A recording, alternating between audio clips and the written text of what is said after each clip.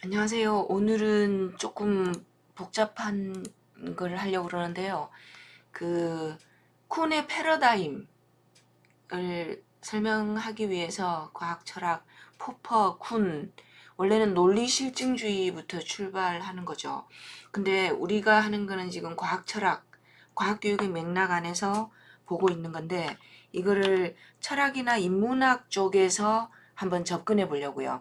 그래서 우리가 말을 한다는 것 아니면은 과학 지식을 안다는 것 아니면은 이렇게 철학 버전으로 보면 의미를 이해한다는 것, 의미를 구성한다는 것, 그거를 어떻게 보고 있는지를 한번 분석해 볼게요. 원래는 그 객관적 인식론, 그래서 밖에 있는 거를 때가 되면 알게 된다. 테이블라 라자, 그래서 이렇게 행동주의 인식론에서 인간은 텅 빈 백지와 같아서 이렇게 밖에서 이제 자연스럽게 이렇게 들어오는 거죠. 텅 빈 백지와 같아서. 근데 이제 칸트, 후설 이런 사람들이 관념론이라 그래요. 관념론. 우리가 뭐를 알게 된다는 거는 물건을 보잖아요. 그럼 그 머릿속에 내가 그 이미지를 만들고, 그러니까 밖에 있는 물건이 예를 들어서 뭐 저기 컴퓨터가 내 머릿속에 들어오면 안 되잖아요. 이 덩어리 전체가. 그러니까 그 이미지를 내 머릿속에 갖고 들어와서 다시 나타내는 거. 그래서 표상이라 그래요. 표상. 근데 그걸 가지고 나중에 이거는 뭐뭐다라고 그 개념화 하는 거죠. 그게 이제 관념론이고 구성주의라 그러죠. 인식, 주관적 인식론. 주관적으로 내가 이미지를 또는 그 의미를 구성한다라는 거잖아요. 근데 이거를 구조주의가 뒤집어 버려요. 그래서 구조주의는 칸트나 후설이 의미작용이 우리 머릿속에서 일어난다 라는 그 주관적 의미 구성이 그게 아니고, 원래 칸트나 후설은 뭐라 그랬냐면 표상은 representation이에요. 또는 이제 독일 말로는 표상이 vorstellung, 그래서 눈앞에 세운다라는 뜻이에요. 누구 앞에 세우냐면 오성 앞에, 인식하는 이성 앞에 세워서 아 이건 뭐구나 라고, 아니면 원래는 이제 영어 버전으로 바꾸면 representation, 밖에 있는 사물을 내 머릿속에서 다시 한번 떠올리는 거죠. 떠올리고 그거는 뭐뭐다, 이거는 책상이다, 이거는 컴퓨터다 라고, 그걸 표상작용에 의해서 의미가 발생한다 라는 거예요. 근데 거기다 이제 후설이 뭐라 그랬냐면 지향성, intentionality, 내가 무언가를 보는 거죠. 의식하지 않을 때는 안 보이잖아요. 그럴 때 있죠. 왜 누누이 말씀드리는 거. 매일 가던 길인데 어느 날 문득 뭔가가 내 눈에 처음 그제서야 들어올 때. 그게 뭐 며칠 만일 수도 있고 때로는 몇 년 만일 수도 있고. 사람도 그래요. 그 존재를 내가 의도를 가지고 본다는 거죠. 뭔가. 그랬을 때 의미 구성이, 의미 작용이 일어난다라고 얘기했는데, 이거를 철학사에서 이제 19세기에 언어적 전회가 일어나죠. 링귀스틱 턴. 그 코페르니쿠스의 혁명할 때도 코페르니쿠스의 턴이라 그래요. 턴. 우리 왜 지오스트로픽 할 때 터닝 할 때 그 확 돌려버린다는 거죠. 관점의 전환, 혁명이라 그러는데요.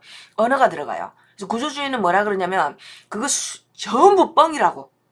우리 머릿속에서 의미 구성이, 이해작용이 상을 앞에 세우고 다 아니고요. 이미 의미는 구조 속에 정해져 있고 학습을 통해서 배우는 거예요. 그러니까 언어 게임의 규칙을 배우는 게 의미 생성 과정이라는 거죠. 그래서 이 양반들은 뭐라 그러냐면, 구조주의는 언어라는, 우리가 태어나기 전에 반만년 역사니까 우리는 5천년 동안, 아니 한글이 만들어지고 나서 그전에도 이제 구어가 있었죠. 문자 이전에 구어, 문어 이렇게 구분하시잖아요. 문자 체계 안에 이미 의미가 있어요. 그거를 우리는 학습을 통해서 익히는 거예요. 그래서 구조주의 의미론에서는 그 두 가지를 꼭 기억하셔야 돼요. 의미가, 오늘 새로운 개념들이 너무 많이 등장해서 머리가 아프실 텐데, 랑그, 이게 왜냐면 소시르라는 사람이 스위스 언어학자예요. 근데 불어권에서 공부를 했고, 그래서 모든 언어가 소시르, 페르디난드 드 소시르라는 사람이고요. 여기 보시면 그 나중에 이름 있는, 여기 있죠.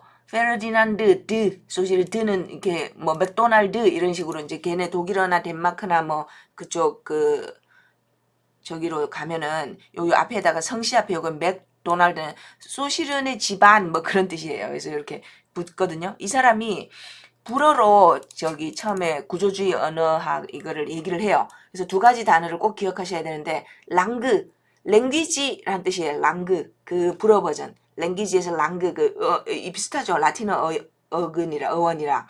그다음에 빠롤 Parole 그래서 이건 구어예요. 문어 말하는 거 우리 말하는 거. 지금 제가 빠롤을 구사하고 있죠. 한국어로 한국말로. 랑그는 언어 체계 전체. 그러니까 우리 저기 단어, 문법 다 생각하시면 돼요. 그 덩어리.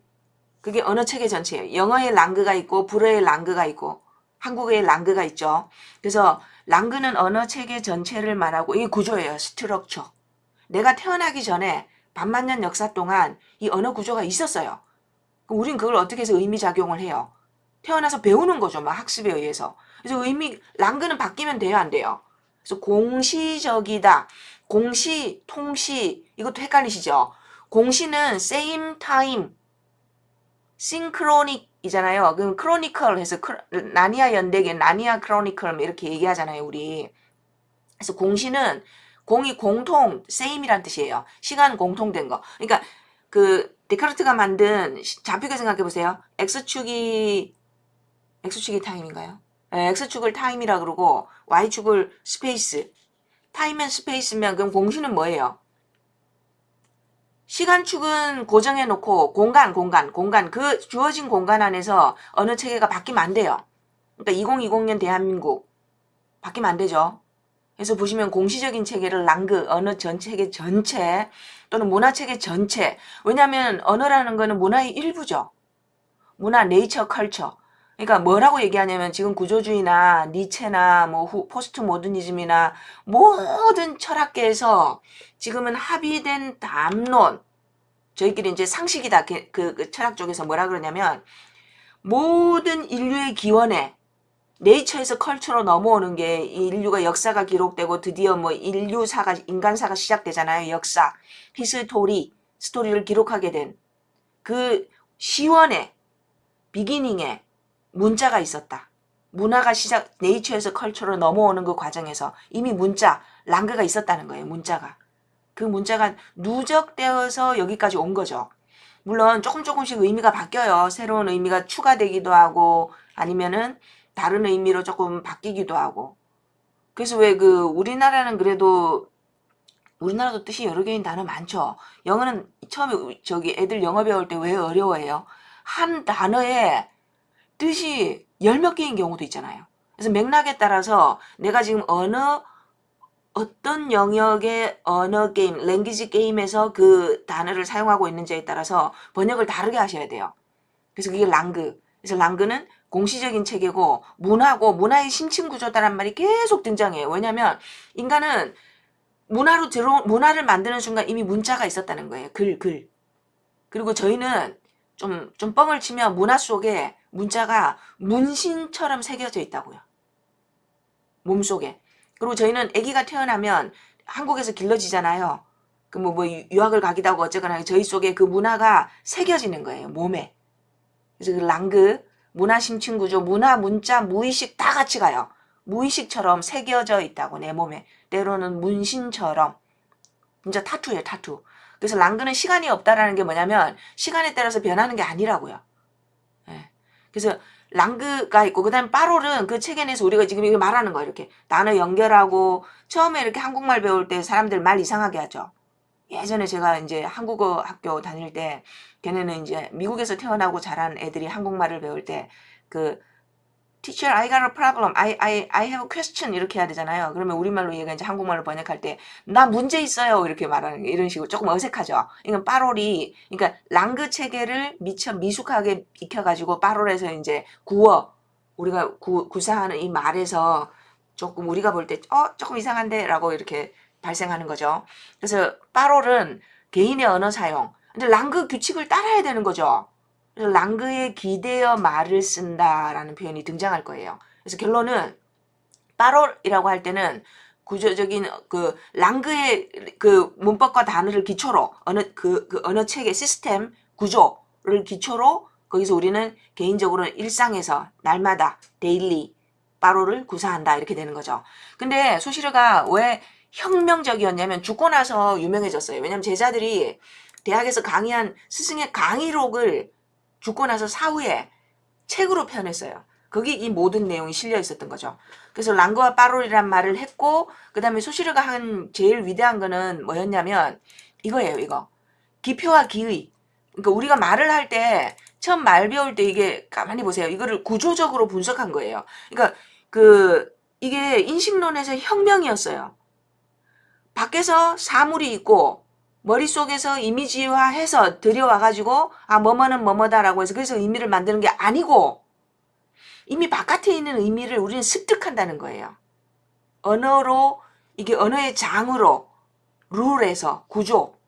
그래서 이 구조주의가 철학 쪽에서는 가장 자연과학적인 사조다 이렇게 얘기하거든요. 왜냐하면 자연과학의 법칙처럼 우리 왜 인과법칙 있죠. 뭐 기상 프리딕션 하는 거나 뭐 모든 물리 천문학 다 그렇잖아요. 패턴 찾기, 인과법칙 그것처럼 인간 사회, 문화, 생각, 의미 구성의 법칙을 찾은 거예요. 그래서 그 구조화해 놓은 거죠. 그래서 구조주의라고 불러요. 스트럭처럴리즘. 모든 인간 문화에는 구조가 있다. 그래서 그 구조의 뿌리를 이루는 거. 그게 언어다. 그래서 소시르가 두 개로 나눠요. 기표와 기의. 그래서 불어는 시니피앙, 시니피에 이렇게 되는 거고요. 영어로는 시그니파이어, 행위자, 그 기호. 그 다음에 시그니파이드. 그래서 보세요. 사인은 기표와 기의를 나눈다. 기표는 그냥 문자. 예를 들어서 뭐가 있을까요? 사과 이렇게 했을 때 우리가 떠올리죠. 그게 기의예요. 기표나 뭐 문자를 보거나 소리를 듣고 우리가 떠올리는 그 의미, 미닝, 그거를 기의, 수동태, 기표에서 떠올려지는 것이시니 그거니까. 근데 소시르가 뭐가 유명하냐면 기표하고 기의 사이에는 아무런 규칙이 없다고요. 규칙이 아니고 필연성이 없다고. necessarily. 필연성 반대말은 뭐예요? 과학에서는 우연이죠. 우연. accidentally. 그러니까 우연히 만난다. 우발성이라고 요즘 철학에서는 부르는 건데 근데 이제 언어학에서는 필연의 반대말이 자의적이다. 여기 있죠. arbitrary. 여기 영어로도 알아두시면 좋아요. 왜냐하면 기호가 예를 들어서 도그 우리는 개라고 부르잖아요. 그럼 개 하면 이렇게 떠올리는 게 있죠. 처음에는 약속할 때는 아무 상관이 없는 단어를 이거라고 하자라고 했고 그 사이에는 아무 필연성이 없다고요. 이거를 어떻게 얘기하냐면 여기 보시면 자의성이라는 거는 기표하고 기의 사이에는 아무 상관이 없는 자의적인 거다. 그러니까 논리적 규칙이 아니고 그냥 붙인 거예요. 그냥 붙인 거. 근데 한 번 정해놓고 나면 못 바꿔요. 그래서 자의적인데 한 번 정해놓고 나면 무시간성을 띈다. 시간에 따라서 바뀌면 안 된다는 뜻이에요. 시간으로부터 자유롭고 픽스 된다고요. 고정되어 버린다고. 그래서 여기 보면 요거를 나타낸 게 자의성을 나타낸 게 요거예요. B하고 T 사이에 아에이오우 어떤 단어가 가느냐에 따라서 그 야구방망이가 되기도 하고 그 다음에 또 뭐가 있어요? but 이라는 접속사가 되기도 하고 그 다음에 달라지죠. 근데 야구방망이를 BOT라고 할 수도 있었다는 거죠. 처음에는. 근데 이렇게 한번 정하고 나니까 아무 상관이 없는 거를 뭐는 뭐고 이렇게 규칙을 정한 거예요. 그래서 자의적이다. 필연적으로 야구방망이가 BAT였었어야 된다는 필연성은 없다는 거예요. 그리고 한번 정해지고 나면 변별적, 디퍼렌셜, 미분이죠. 미분. 수학으로 가면 서로 구분만 되면 돼. 남자, 여자 아니면 또 여러 가지 우리 기호들 있죠. 그 컴퓨터 코드처럼 0101 그 콤비네이션으로 여러 가지 의미를 만들잖아요. 예, 그래서 자의적이다라고 얘기했다는 거 소시르가. 그래서 그 정리를 하면 랑그, 빠롤 이게 뭐예요? 의미는 내가 머릿속에서 밖에 들어온 상에 대해서 표상해서 이미지를 떠올려서 내가 깨우치는 거, 본질을 직관한 거. 순뻥이고 언어 구조 속에서 그 규칙을 학습한 거라고. 그래서 그 구조는 뭐예요? 언어 구조는? 몰라요. 그래서 어렴풋하게 이미 있었다. 문화가 발생하면서. 그리고 우리 같은 경우 이제 수천 년 동안 누적되어 온 랑그 구조는 스트럭처, 시스템, 구조라고 불러요. 그리고 이 보이지 않는 구조가 인간의 의식, 의미를 결정한다고요. 이미 있었어요. 그래서 이게 나중에 그 정신분석, 라깡의 정신분석에서 무의식으로 연결돼요. 모든 무의식은 언어화되어 있다. 언어 속에. 우리는 하다못해 금지된 욕망을 말할 때도 언어로 할 수밖에 없어요. 그 언어 속에서. 그래서 뭐라 그러냐면 구조는 모두 무의식과 관계된다. 그리고 구조는 모두 우리 문화 속에 무의식의 구조로 자리 잡고 있다. 이게 요즘 철학에 이렇게 봐요. 근데 우리는 아직도 안 궁금해하죠. 이게 뭐냐, 뭐 구조를 왜 하고, 뭐 이거 랑그는 뭐고 빠로는 뭐고 막 그럴 텐데요. 제가 오늘 이 말씀을 드리는 이유는 쿤의 패러다임이 구조예요. 그러니까 예를 들어서 아리스토텔레스가 천상계와 인간계로 나눴죠. 그리고 천상계는 에테르, 인간계에는 여러 가지 뭐 법칙들이 있다고 두 개는 분리시켰잖아요. 근데 이게 뉴턴이 나와가지고 뭐라 그래요? 아니고 천상계고 인간계고 뭐 우주고 다 필요 없고 전부 만유인력으로 통일해 버렸잖아요. 만유인력이란 말이 유니버셜 진짜 만이에요. 만. 우주 만상의 모든 것을 설명할 수 있는 법칙이다.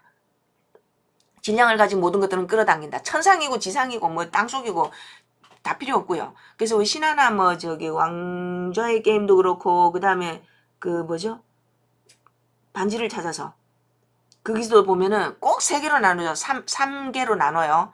그 천상이 있고 인간계가 있고 지하 그 골룸들 사는 데 있죠. 그렇게 나누는데 그거를 뉴턴이 왜 혁명이었냐면 천상계와 인간계를 다 통합하는 유니버셜 포스 만료 인력을 얘기하면서 기계론을 들여온 거죠. 그래서 아리스토텔레스의 역학이 무너져요. 그래서 아리스토텔레스에서 뉴턴에서 지금은 또요. 시공간의 절대성을 주장했었죠. 뉴턴 미케닉스에서는. 근데 아인슈타인은 아니다. 시간과 공간은 절대적인 게 아니다. 하면서 또 한 번 뒤집어요. 이걸 패러다임 시프트라고 그러잖아요. 쿤이. 그 패러다임이 그 시대마다의 구조예요. 구조. 그러니까 이게 철학 쪽에서 그 전체 철학, 인문학이나 철학이 먼저죠. 그 안에 자연 철학이고 과학 철학이고 이렇게 들어가는 거잖아요. 그래서 우리가 우리 과학 철학에서 너무나 유명한 포퍼 그리고 쿤을 전체 철학계에서는 어느 정도의 위상으로 어떤 사람들로 보느냐 그들의 이론이 거기서도 설득력이 있느냐 그걸 얘기하려고 지금 인트로로 우리는 의식은 우리가 의미를 깨치는 게 아니고요. 이미지로부터 본질을 직관하거나 후설이나 뭐 칸트의 도식으로 이렇게 의미를 캡처하는 게 아니고 언어의 장 속에서 거기서 뭔가 이렇게 의미가 이미 결정되어 있고 뭐는 뭐고 뭐는 뭐고 뭐는 뭐고 우리는 그거를 학습을 통해서 배워서 의미 체계를 구사하는 거죠. 네. 그런데 거기서 오늘은 은유와 환희에 대해서 할 거예요. 여기 보시면 서양은 문자가 중요한 것 같으세요? 말이 중요한 것 같으세요? 서양 철학 2500년. 2500년. 비포 크라이스트도 있죠. 고대 그리스, 힐랍, 신들의 시대. 거기 보면 그래서 로고스 그러면 말이잖아요. 말. 로고스, 로직, 논리로 이렇게 나중에 이제 굳어지고 랭귀지, 로고스 모든 말의 어원, 말의 반대가 아니고 이렇게 대척점에 서 있는 게 문자예요. 근데 고대 그리스도 그렇고 문자는 이거 아주 사악한 거야. 왜냐면 말하는 사람, 저도 지금 이렇게 쫑알쫑알 하고 있잖아요. 말하는 사람이 현재, 프레젠트고 저는 앞에 before, 내 눈앞에 있죠. 그래서 거짓말을 못해요. 말은 진실된 거예요. 진실된 거. 근데 문자는요. 누군가에 의해서 전해지고 그 문자가 또 뭘 말하는지도 모르겠고 누가 말하는지 그 주인도 없고 어떠세요? 그래서 문자는 고대 이제 서구 형이상학 이 세상의 모든 걸 우리는 존재는 뭐고 인식은 뭐고 이거 모두 형이상학이에요. 하나님이 계시냐 뭐 신이 있냐 없냐 모든 거. 그 서구 형이상학에서는 말 중심의 형이상학이라 그래요. 서구 형이상학은 말 중심. 메타피직스가 형이상학이잖아요. 피직스는 물 자체, 지금 우리 보이는 거, 이거 물질 세계 다루는 거고, 형이상학은 정신 세계, 보이지 않는 거. 그래서 서구 형이상학을 말 중심이라 그래요. 로고스 중심주의. 이게 어디로 가냐면 나중에 중세 신학에서 하나님이 세상을 천지 창조할 때 어떻게 하세요? 말로 하잖아요. 글로 안 했어요. 말로 해요. 그래서 이데아적이고 신적이고 이런 거, 그리고 말 중심이기 때문에 진리를 보려면 플라톤이 동굴의 우화에서 뭐라 그래요? 진리를 보고 싶으면 어떡하라 그랬죠? 동굴 밖으로 나가면 안 되고요. 자기 내면으로 들어가라고. 내면으로 들어가면 하나님이 태초에 하셨던 그 말씀을 알레테이아 상기시키는 거예요. 왜냐면 네 내면에 하나님이 이미 심어놨으니까 그걸 깨치는 거예요. 그래서 로고스 중심주의 말이었거든요. 근데 이게 문자 중심으로 바뀌어요. 이제 구조주의 들어오면서. 왜냐면 상식적으로 한번 생각을 해보세요. 말은 오래 못 가죠. 근데 문자는요. 새겨져 있잖아요. 문자의 시대. 그래서 구조주의 그럴 때 지금 우리 문자 얘기하는 거예요. 랑그, 파롤, 말, 구조. 그래서 랑그가 먼저냐, 파롤이 먼저냐, 뭐가 먼저라 그랬죠? 랑그의 체제 안에서 파롤은 개인적으로 그냥 구사하는 거예요. 랑그라는 그 시스템은 수천 년 역사 동안 이렇게 유지되어 있는 거예요. 이렇게 쫙 장으로, 필드로, 내가 뛰어놀 수 있는 운동장으로, 장. 예. 그래서 이데아적인 거는 서구는 모두 음성 중심적이었어요. 음성 중심. 문자 반대말이에요. 로고스 중심주의였는데 문자는 2차적인 거. 그리고 문자는 사악한 거다. 막 이렇게까지 본 적도 있었어요. 왜냐하면 누가 말했는지도 모르겠고 진실을 가리고 있는 뭔가 이렇게 대신하는 거잖아요. 말을 대신하는 2차적인 거. 대차. 보충물이라 그래요. 보충물. supplementary. 이렇게 보완하는 거. 대신. 대타. 뭐 그런 의미예요. 그래서 이게 문자, 지금 구조주의 들어오면서 문자 중심주의로 이제 문자 쪽으로 이렇게 돌아요. 그래서 그렇게 가는데, 우리가 말을 하는 거, 이제 아기가 커서 초등학교, 중학교 들어가고 말 배우고 영어 배우고 이렇게 말을 구사하는 거 이렇게 어떠세요? 한 번도 우리 말이, 내가 하는 말이 어떻게 이루어져 있지 안 궁금하셨죠? 그러니까 지금 뭘 했냐면 구조주의. 그 안에 랑그라는 거대한 언어 체계가 있어요. 한국어의 체계, 영어의 체계, 불어의 체계. 그리고 그 안에서 우리는 개인으로서 그 시스템 속에 들어가서 배우는 거죠. 문법을 배우고 단어를 배우고 그렇게 해서 말을 구사하게 되는데 말은 엄청나게 저도 지금 이제 1시간 정도 이렇게 떠들 거 아니에요. 그러면 결국은 뭘로 이루어졌냐면요. 은유와 환유로 이루어져 있어요. 말은 은유와 환유다. 이거 뭐야? 왜 갑자기 국어 시간이야? 그러실 텐데 국어 시간에 배운 여러 가지 비유들 기억나시죠? 비유의 뭐뭐 기억나세요? 어널로지, 비유. 과학에서 뭐 비유 모델 이런 거 하잖아요. 모델은 모두 비유죠. 비유 속에 보면 뭐 직유법, 뭐뭐처럼 이런 거 있었죠. 환유. 환유는 뭐예요? 환이 바꿀 한자잖아요. 치환할 때. replacement. 그 다음에 은유. 메타포어라 그러죠. 메타포어. 내 마음은 호수다. 마음은 호수다. 이런 식으로. 하나의 그 명사를 다른 명사로 바꾸는 거. 이렇게 다른 걸로 대체하는 거죠. 그 은유와 환유. 그리고 또 뭐 있어요? 제유. 무슨 뭐 하나로 딱 이렇게 학사모 이렇게 하면은 학생 아니지 저기 뭐지? 학사모 이렇게 모자 아니면은 뭐 하나 부분으로 전체를 나타내는 거. 제유 모두 제자잖아요. 뭐 다 필요 없고요. 2가지만 기억하시면 돼요. 비유에서 정도에 따라서 환유, 제유, 직유 막 이렇게 나누는데 어쨌거나 환유하고 은유. 비유법에서 가장 대표적인 2가지죠. 여기서 끊어가고요. 이어서 은유, 환유로 연결할게요.